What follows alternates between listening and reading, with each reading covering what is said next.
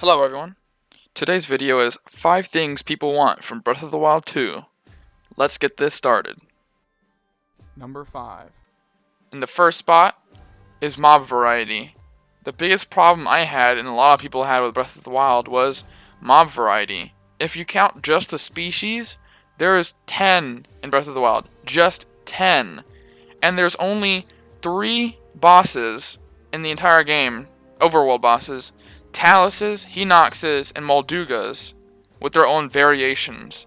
And there's only 7 actual dungeon bosses, dungeon quotation marks, and one with a transformation, which is Malice Ganon.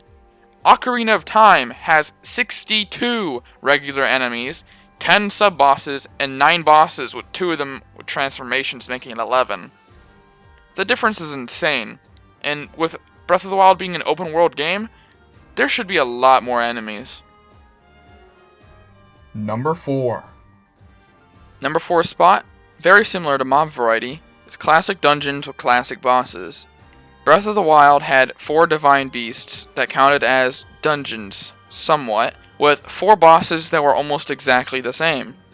Not very classic, and it wasn't really that hard to figure out.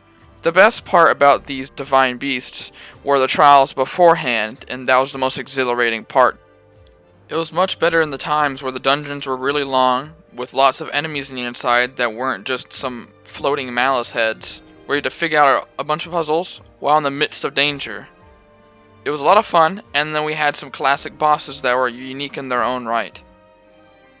Number 3.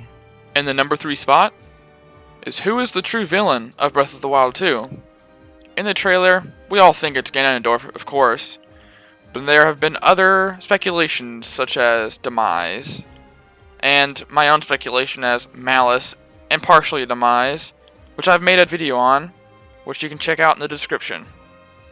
I also want this to be sort of a unique type of end boss, or boss in general, because Breath of the Wild, basically 90% of the bosses of the game was Ganon. It was just different forms of Ganon taken over by Malice. It was all Ganon.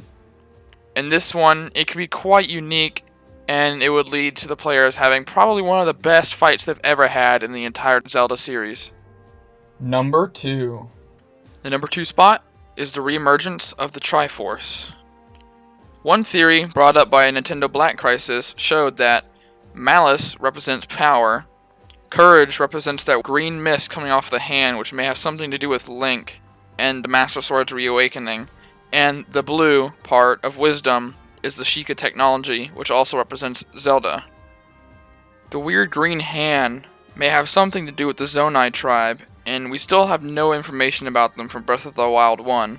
But the sequel may have more information about the Zonai, and may have something to do with the Triforce, as well as that green hand on the corpse. Number 1.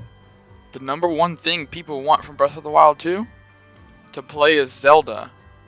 We have gone through so many years of playing Legend of Zelda games, and we have not once been able to play Zelda.